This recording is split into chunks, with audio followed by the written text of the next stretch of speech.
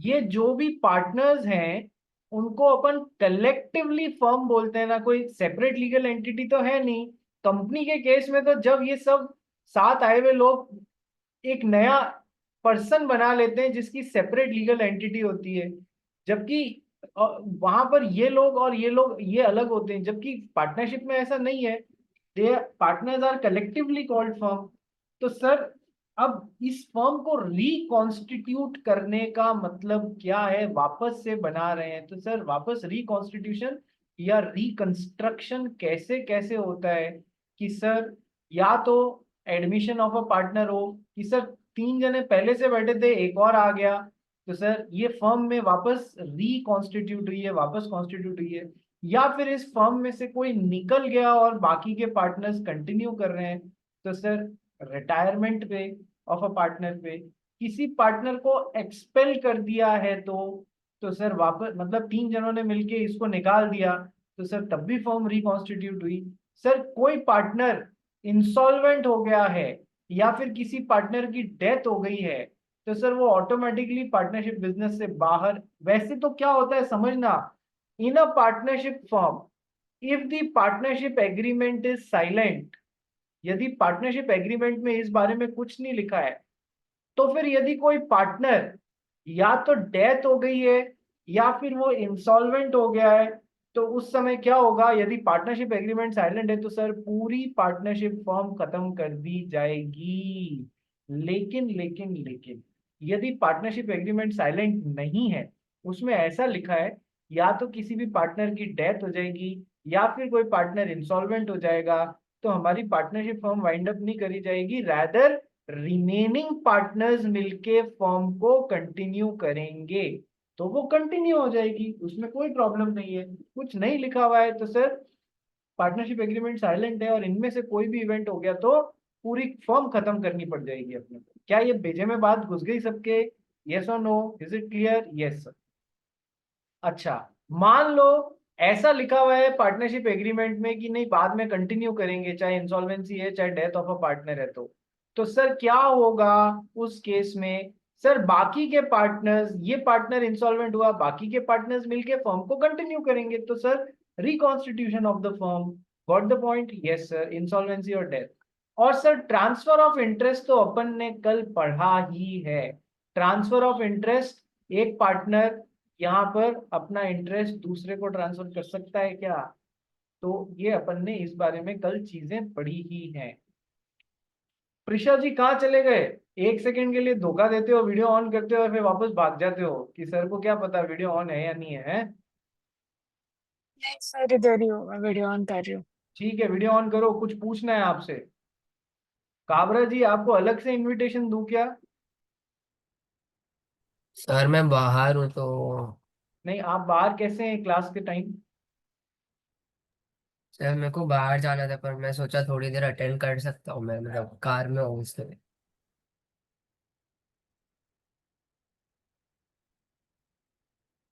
तूने एहसान कर दिया यार मेरे पे, थोड़ी देर अटेंड करके। चलो। प्रिशा जी मुझे एक बात बताइए, क्या एक पार्टनर अपना जो पार्टनरशिप इंटरेस्ट है उसको थर्ड पर्सन को ट्रांसफर कर सकता है just like any other property? हाँ सर, कर सकता है। कर सकता है। तो ये क्या क्या काम कर सकता है और क्या क्या काम नहीं कर सकता है, क्या आप बताने का कष्ट करेंगे? Third person sir. Third party transferee, ये तो ट्रांसफरर हो गए, और ये हो गया transferee of a partners interest, इसको मिला है, तो ये क्या क्या काम कर सकता है, क्या कर सर वो सकता है, चल ये बता दे। सर वो पार्टनर की तरह एक्ट नहीं कर सकता है, बट दे इंस्पेक्ट कर सकते हैं बुक्स।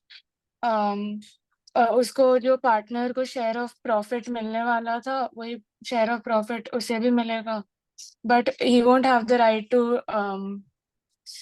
स्पीक इन द क्या बोलते हैं, एक्शंस ऑफ द फर्म और anything. Can he inspect the books of the account? Does he have a right to inspect and copy the books of the accounts or any books? Yes, sir. He can inspect the book now. Richa, can he? नहीं कर सकता। No. उसे केवल एक time access मिलेगा books का। कब मिलेगा रिचा? ट्रांसफर। इस ट्रांसफरी ऑफ पार्टनर्स इंटरेस्ट को केवल एक टाइम है ना अकाउंट्स का एक्सेस मिलेगा। कब मिलेगा? सर याद नहीं मुझे। प्रिया में इसको बोलना पड़ेगा, सर को दो चार ठोले मारे सबके। ठीक है, नेक्स्ट नेक्स्ट नेक्स्ट कत्तड़े जी आप बताइए, उसको कब एक टाइम बुक्स का जोर से बोल। Dissolution of the firm sir. जब ये पार्टनरशिप फॉर्म खत्म हो रही है तो इसका जितना इंटरेस्ट है उसको ये यहाँ पर पता लगने के लिए उसको उस समय बुक्स का एक्सेस मिलेगा, बुक्स ऑफ अकाउंट्स का, as on the date of dissolution. और कब मिलेगा श्रुति?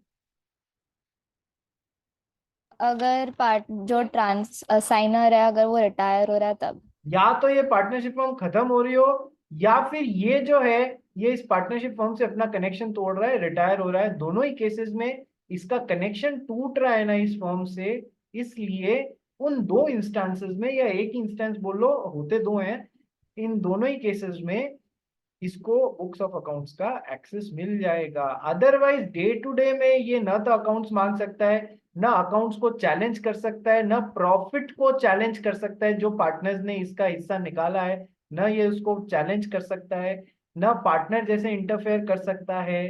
ठीक है, बस अपने हिस्से जो इसका ट्रांसफरिंग पार्टनर मिस्टर बी है उसके हिस्से का प्रॉफिट लेने का अधिकार इसको जरूर है। ठीक है भाई, हो गया समराइज? कितना टाइम लगा रे? एग्जाम का मोस्ट इंपॉर्टेंट टॉपिक कवर करने में हमको 3 से 4 मिनट में तो हमने पूरा कर भी लिया। That's it.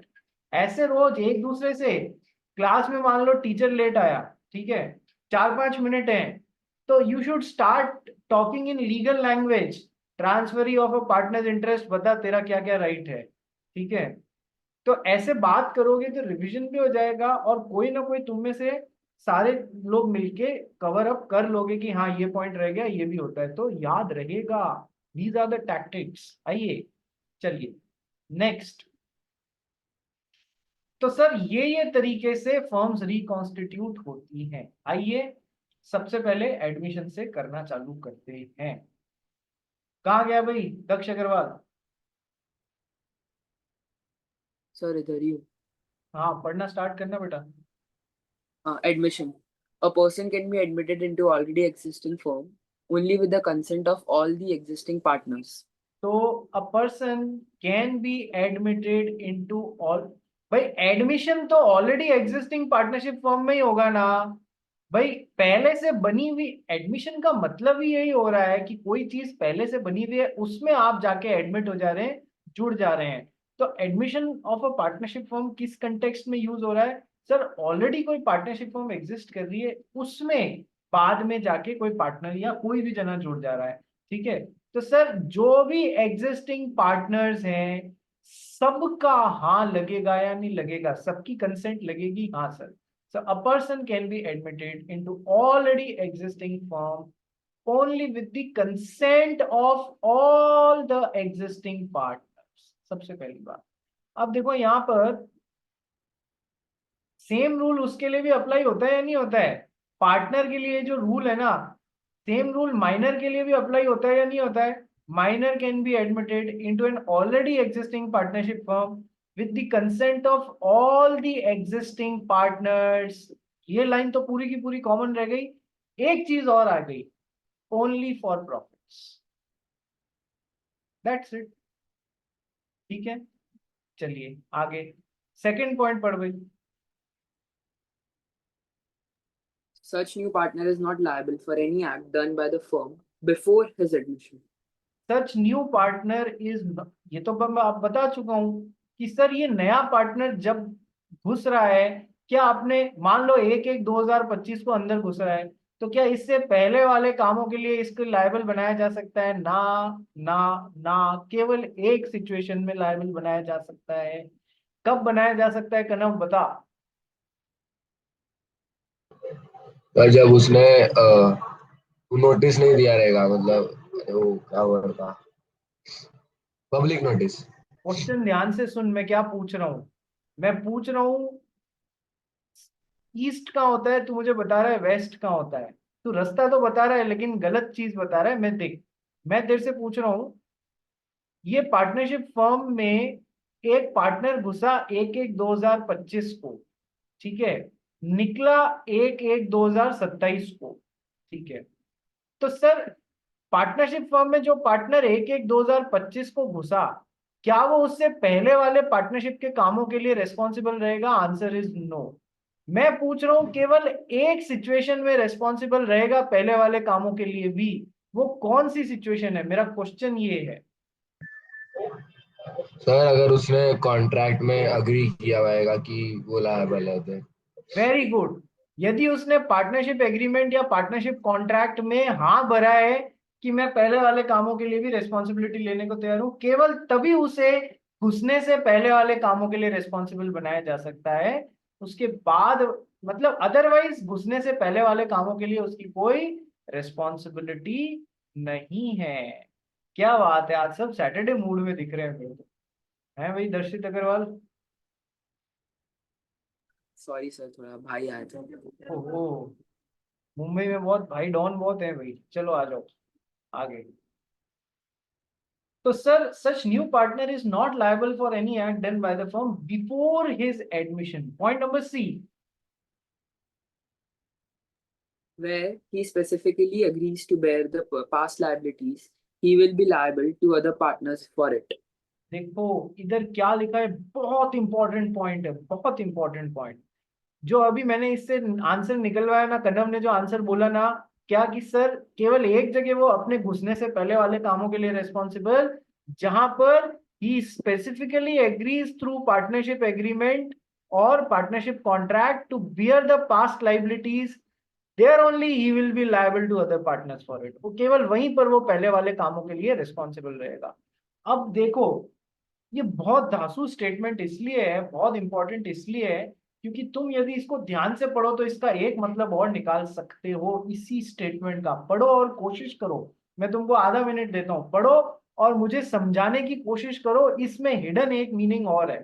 पढ़ के बताओ, सोचो और बताओ कि सर इसका एक मीनिंग और, इसमें से एक बात और क्या निकल के आ सकती है।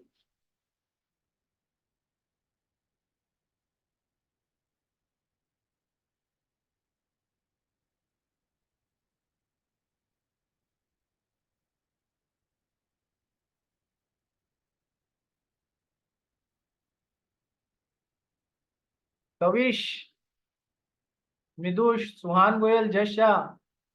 जश के यहाँ तो खैर वीडियो आता नहीं है भाई, हाँ बाकी सर। करो, क्या हुआ सर? एक मिनट का सॉरी। वीडियो ऑन मेरे यहाँ करोगे। वीडियो नहीं आता। हाँ तेरे यहाँ नहीं आता अच्छा। है, मैं बाकियों को बोल रहा हूँ, बाकी लोग जो कर सकते हैं वो करें। ऋचा जी कुछ लगता है इस स्टेटमेंट से तुम एक और मीनिंग कोई और भी निकाल सकते हो? सर मुझे नहीं समझा एक बार मैंने। एक और मीनिंग? अच्छा प्रिशा, मतलब छुपी हुई बात है, उसको अपने को हाँ समझ सर। है। हाँ बोल बेटा। सर मुझे भी नहीं समझा एक और मैंने। ठीक है दर्शित अग्रवाल बोल। सर श्योर नहीं हूँ, ट्राई करूंगा। बट जैसे इसमें इन लोग ने लिखा है specifically agrees to bear past liabilities, he will. So sir मैं इसको एज अ एक एक्ट मान रहा हूँ कि अगर उसके एडमिशन ऑफ पार्टनर के पहले जो भी एक पर्टिकुलर एक्ट के लिए वो बोल सकते हैं कि हम he will be liable for that particular act only to the partners, not for the whole period. वो भी हो सकता है और जो अभी अपन ने समझा वो भी हो सकता है, उसमें कोई इतना बड़ा भेद नहीं है कि हाँ मैं इन इन कामों के लिए रिस्पॉन्सिबल रह सकता हूँ, इनके लिए नहीं। वो सब है पहले वाले कामों के लिए। देखो मैं समझाता हूँ आप लोगों को। कॉन्ट्रैक्ट जब भी बनता है, मान लो mister A or mister B के बीच में बना है, यदि कॉन्ट्रैक्ट क्या कि मैं आपको 10 लाख रुपए उधार दे रहा हूं और आप 1 साल बाद मुझे ब्याज समेत 11 लाख रुपए चुकाएंगे, ठीक है। अब यदि मिस्टर बी 1 साल बाद 11 लाख रुपए ए को नहीं चुकाते हैं, तो सर मिस्टर बी पे केस करने का राइट किसको है? कि सर मिस्टर ए को होता है, ठीक है। क्या मिस्टर ए के फ्रेंड मिस्टर एफ आके इस कॉन्ट्रैक्ट को कोर्ट में एनफोर्स करा सकते हैं क्या? Answer is no. The contract is between mister A and mister B, so only either mister A or mister B can enforce it into the court of law.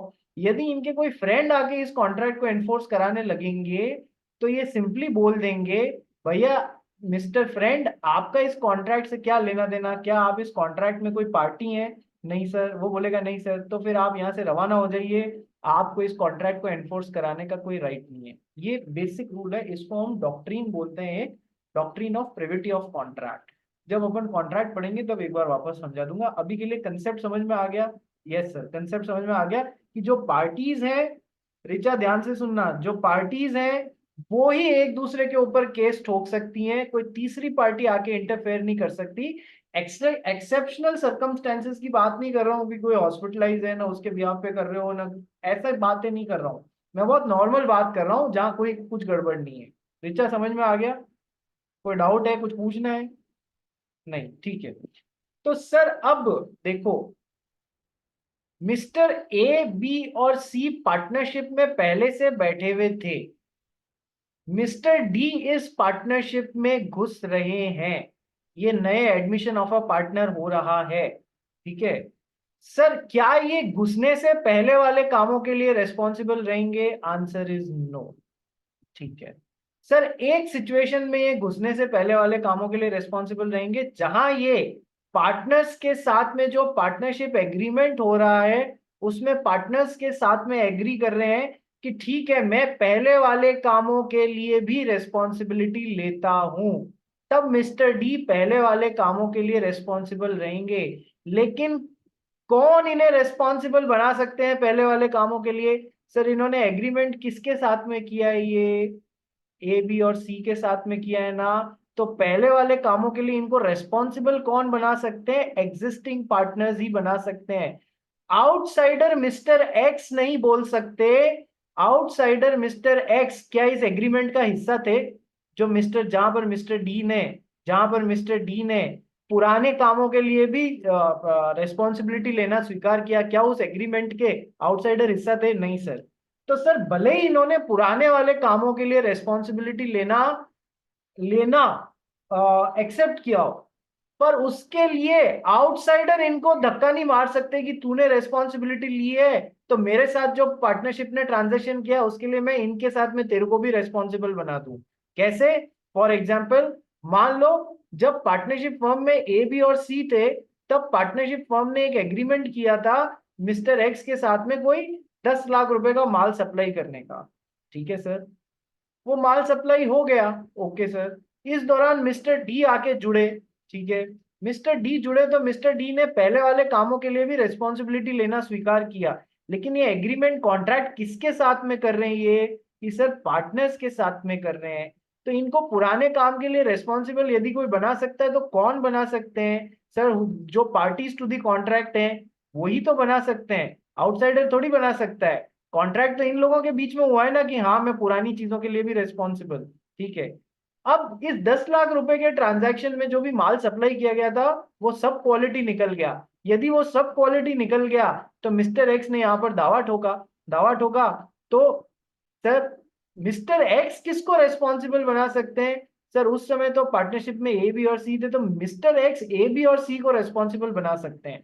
Mister x mister D को responsible नहीं बना सकते क्योंकि पुराने कामों के लिए liability लेने का कॉन्ट्रैक्ट इन लोगों के बीच में हुआ है, इनके और इनके बीच में नहीं हुआ है. क्या doctrine of privity of contract की एप्लीकेबिलिटी इस केस में समझ में आई तुमको? Everyone yes? हाँ, मिस्टर एक्स नहीं बना सकते, ये जरूर इससे वसूल सकते हैं. ये इसको डी को रेस्पॉन्सिबल नहीं, ये तो केवल ए बी और सी को रेस्पॉन्सिबल बना सकते हैं. देखो यहाँ लाइन क्या लिखी हुई है, ध्यान से पढ़ो.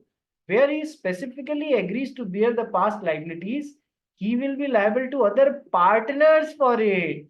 समझ में आया? छुपा हुआ मीनिंग.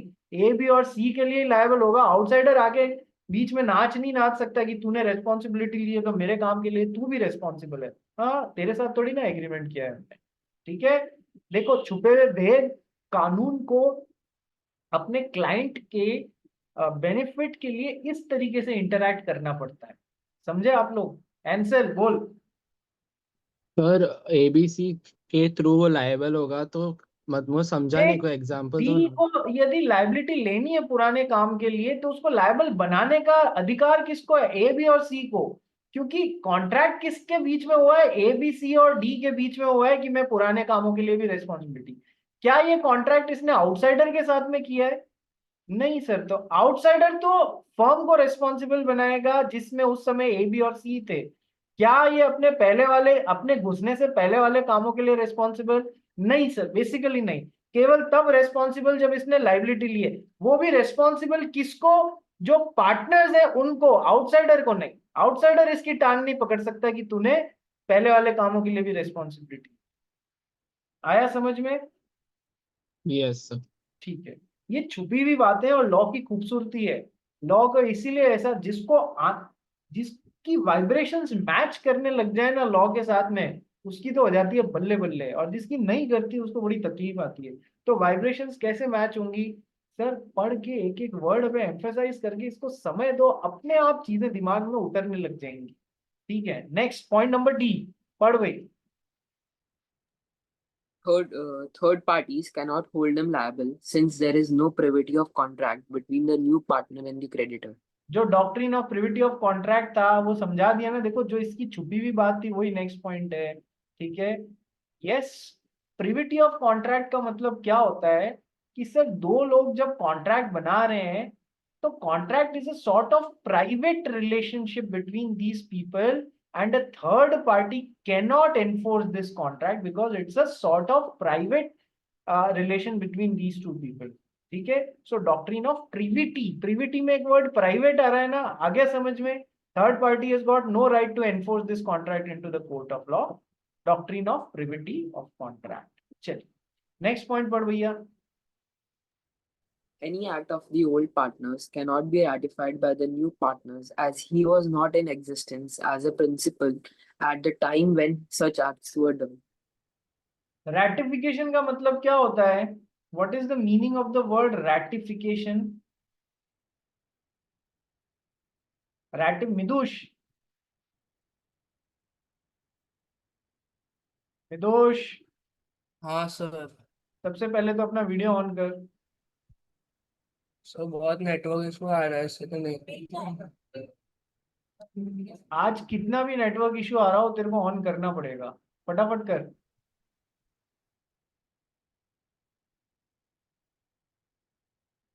विदुष मोदी।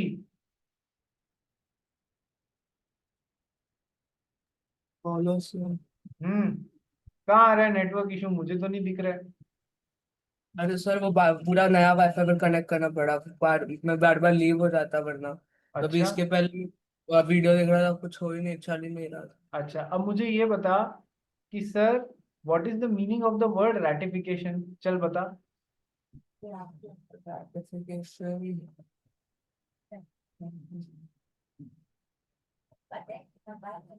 मतलब वो रहता है ना, वो उसमें भी था यूनानिमस कंसेंट कैनॉट के साथ भी रेटिफाई नहीं हो सकता, वो वाला पॉइंट। मैं सिंपली रैटिफाई या रेटिफिकेशन वर्ड का मतलब पूछ रहा हूँ तेरे से। सबसे ज्यादा सवाल तू पूछता है मेरे से, तो अब तो मैं भी पूछ सकता हूँ ना। ये पढ़ाया हुआ है ना यार, यूं क्या कर रहा है? मतलब ऐसा कंफर्म करने का टाइप्स। कंफर्म करने का? क्या कंफर्म करने का और कैसे कंफर्म करने का बता। एग्जाम्पल से समझा दे, नहीं बता पा रहा है तो। कि सर जैसे अगर कोई कुछ कोई कोई पार्टनर है, ओल्ड पार्टनर, उसने कुछ ऐसा अगेंस्ट द फर्म कर दिया या फिर कुछ कर दिया न्यू, सॉरी वो जो पार्टनर थे, तो उसके जो एक्ट्स है वो रैटिफाई नहीं हो सकते। मतलब वो करतड़े बता क्या हुआ। रेटिफिकेशन का मतलब उसने करीब करीब पहुंच गया है, वो एक्सप्लेन नहीं कर पा रहा है, तू बता। Sir, to correct previous mistakes. To correct previous mistakes, और यदि कोई मिस्टेक्स नहीं हुई हो तो? सर तो नहीं पता, बट मुझे लगा कि ratification मतलब वही होता है to correct something जो गलत किया है। दर्शित अग्रवाल, रेटिफिकेशन का मतलब बता। So to correct, modify or change, I guess, in an agreement of like only कोई agree. ओनली करेक्ट, मॉडिफाई और चेंज, अप्रूव नहीं। Ratification मतलब it cannot be justified by the another partner, we could say. अरे तुम लोग है ना, देखो एग्जाम्पल से समझो। बॉस गया हुआ था बाहर, बॉस अपने सबॉर्डिनेट को पावर देके गया कि देख मैं अपनी सारी पावर्स तेरे को जा रहा हूँ देके जा रहा हूँ, तू मेरे बिहाफ पे डिसीजन ले लेना, मैं जब आऊंगा तो मैं तेरे सारे डिसीजन देख लूंगा, जो तूने सही डिसीजन लिए हैं उनको तो मैं छेड़ूंगा नहीं, वो तो ऑलरेडी अप्रूव नहीं है, ठीक है। और जो सही डिसीजंस नहीं लिए हैं उनको मैं अपने हिसाब से चेंज कर दूंगा, तो जो सही डिसीजंस लिए हैं उनको अप्रूव कर दूंगा, तो वो रेटिफाई हो गए। चीज होने के बाद में उसको अप्रूव कर देना, दैट इज रेटिफिकेशन। कोई गलती हुई हो ये जरूरी थोड़ी है, बात समझ रही है खट्टड़े? ठीक है, गलती हुई है जरूरी नहीं है, मतलब आने के बाद में यस और नो मैं बोल दूंगा, अप्रूव और डिसअप्रूव, ठीक है। चलिए, तो रैटिफिकेशन का ये मतलब होता है। अब अपन यहाँ पार्टनरशिप में क्या बोलना चाह रहे हैं, सुहान गोयल बोल। सर तो वो सपोज रैटिफाई हुआ तो वॉइड से वैलिड हो जाएगी कोई भी चीज रैटिफाई के बाद? नहीं, यदि बॉस को लगता है कि यार इसने 10 लाख की चीज को 15 लाख में खरीद लिया, तो वो उसको बाद में मना भी कर सकता है, वैलिड को वॉइड भी कर सकता है, नहीं भाई मैं इसको अप्रूव नहीं करता हूँ तेरे इस डिसीजन को, ठीक है, खत्म भी कर सकता है। और यदि उसको लगता है कि है ना, अच्छा चलो अपनी पावर्स के बाहर जाके कोई काम हो गया है, जैसे कि कंपनीज एक्ट में जो अपन ने रैटिफिकेशन का मतलब देखा था कि अ, अपने डायरेक्टर को 5 लाख रुपए तक का लोन लेना बिना किसी मीटिंग के अलाउड था, उसकी इतनी पावर्स दी थी। और एमओए में लिखा हुआ था कि कंपनी 10 लाख रुपए तक का लोन ले सकती है, और डायरेक्टर को 5 लाख रुपए तक किसी को पूछने की जरूरत नहीं है लोन लेने के पहले। यदि इसने बिना मीटिंग के 7 लाख रुपए तक का लोन ले लिया, तो फिर बाद में सारे के सारे शेयर होल्डर्स इस चीज को रेटिफाई कर सकते हैं ना, हाँ सर इस चीज को अप्रूव भी कर सकते हैं और डिसअप्रूव भी कर सकते हैं। अपन ने कंपनीज एक्ट में भी रेटिफिकेशन का मतलब देखा है, ठीक है। और चाहे तो रेटिफाई नहीं भी कर सकते हैं, नहीं भाई आप हम तो नहीं करते इसको, ठीक है। चलिए, तो ये तो हो गया रैटिफिकेशन। एमओए के भी बाहर जाके ले लिया, 15 लाख रुपए का लोन ले लिया, क्या ये काम ऐसा कर सकता है और क्या ये रेटिफाइबल काम है? नहीं सर, ये तो रेटिफाइबल ही नहीं है, क्योंकि एमओए की बड़े भाई की ताकत के बाहर जाके काम कर दिया। सही तरीका क्या था, पहले एमओए को अमेंड करते, उसके बाद में 15 लाख रुपए का लोन लेके, ठीक है। ये सब जिसने कंपनीज एक्ट मेरे से पढ़ा है उसको ध्यान होगा। चलिए, सो अब अपन क्या पढ़ रहे हैं, any act of the old partners cannot be ratified by the new partner. Sir पुराने पार्टनर्स थे ए बी और सी, उन्होंने कोई काम कर दिया, ठीक है, उसको सही करना है, तो उसमें नए जो एडमिटेड पार्टनर है जो उस समय फॉर्म में नहीं था, उस रैटिफिकेशन में इसका कोई रोल नहीं होगा, क्योंकि ये उस समय फॉर्म के अंदर था ही नहीं, तो रैटिफिकेशन में इसका रोल भी नहीं होगा। रैटिफिकेशन क्या होता है, पुराने काम को अप्रूव कर देना, सही कर देना, डिसअप्रूव कर देना, वट एवर इट इज, उसमें इसका रोल नहीं होगा, ठीक है। नेक्स्ट पॉइंट पढ़ भाई। A minor opting to become a partner on attaining majority shall be liable for the acts of the firm done since the date of his admission into the benefits of the partnership. Minor जब major हो जाता है, या फिर जब उसको knowledge आ जाती है कि मैं इस पार्टनरशिप फर्म में पार्टनर हूं, माइनर घुस गया पार्टनरशिप फर्म में एज अ माइनर, ठीक है। अब वो या तो मेजर हो जाता है या फिर नॉलेज आ जाती है, दोनों में से जो भी लेट होता है उधर से माइनर को क्या मिलता है, 6 महीने का टाइम पीरियड मिलता है ये डिसाइड करने को कि मैं इस पार्टनरशिप फर्म में as a full fledged partner रहूंगा या मैं इसको टाटा बाय बाय बोल दूंगा, ठीक है। याद आ रहा है ये पूरा? देखो 1 मिनट में माइनर जब मेजोरिटी ऑप्ट कर लेता है तो उसका पोर्शन है ये, ठीक है सर। तो सर माइनर जो ऑप्ट कर रहा है to become a partner on attaining majority, क्या बताया था मैंने आपको, यदि वो पार्टनरशिप फर्म में as a full fledged partner आ रहा है तो पुराने वाले जो माइनॉरिटी के दौरान सारे के सारे काम इस पार्टनरशिप फर्म हुए, पुराने सारे पाप इसको धोने पड़ेंगे या नहीं पड़ेंगे? हाँ सर, पुराने सारे कामों के लिए फुल फ्लेजिडली रिस्पॉन्सिबल हो जाएगा जिस दिन में से ये पार्टनरशिप फर्म में घुसा था एज अ माइनर, उस दिन से। So a minor opting to become a partner on attaining majority, वो हाँ चूज कर रहा है कि मैं फुल फ्लेजिड पार्टनर बनूंगा। he shall be liable for the acts of the firm done since the date of his admission into the benefits of partnership। यानी वो जब माइनर होते हुए only for profits, only for benefits घुसा था, उस दिन से फर्म में किए गए सारे कामों के लिए वो लायबिलिटी ले लेता है। he shall be liable for all the acts of the firm done since the date of his admission as minor only for profits or only for benefits। ये पॉइंट तो मैंने आपको पहले भी पढ़ा है, ये सर पढ़ा है। चलिए, क्या एडमिशन वाला पोर्शन में कुछ कुछ क्लियर हुआ? Yes sir. चलिए थोड़ा सा पॉइंट्स और पढ़ते हैं, ये थोड़ा सा रिपीट हो गया है नोट्स में, पर वही सारी चीज है जो मैंने आपको पढ़ाई है। तो दर्शित इसको थोड़ा थोड़ा करके पढ़ ले, ये सब पढ़ा चुका हूँ, थोड़ा सा रिपीटेशन हो गया, पढ़ ले इसको एक बार। ठीक है सर। Introduction of a partner subject to the provisions of which deals with the admission of minor in the benefits of partnership. A person may be introduced as a partner into the firm in any of the two ways. First, with the consent of all existing partners. Second, in accordance with the contract between the partners or the provisions of the partnership deed. The new admitted partner is known as incoming partner. देखो, जब partnership deed में किसी partner जब partnership deed silent है तो किसी partner को अंदर लेने का तरीका क्या है कि सर सारे पार्टनर्स हाँ बनेंगे। अच्छा, पार्टनरशिप डीड में प्रॉपर तरीका लिखा हुआ है कि हम पार्टनर को लेते हुए ये काम और करेंगे, तो सर वो भी तो करने पड़ेंगे। पार्टनरशिप एग्रीमेंट में सबने नए पार्टनर को एडमिट करने के लिए कि सर ये क्रॉस चेक करेंगे, ये करेंगे, फलान टीम जो भी करना है कि सर और भी कुछ बातें यदि पार्टनरशिप डीड में लिख दी तो वो भी लिख दें। एडमिटेड पार्टनर को क्या बोलते हैं sir? Incoming partner. Okay sir. नए पार्टनर की लाइबिलिटी कितनी होती है कि सर अपने अंदर घुसने से पहले वाले कामों के लिए वो लायबल नहीं होता है। सबसे पहली बात सर, केवल एक सिचुएशन में लायबल होता है जब वो खुद एग्री करता है कि मैं पहले से जो डेट्स हैं उनके लिए भी लायबल, या पहले जो ट्रांजैक्शन है मैं उनके लिए भी लायबिलिटी लेने को तैयार हूँ। ठीक है, लेकिन ये इसमें doctrine of privity of contract लग जाता है। ये agreement is binding between the partners only.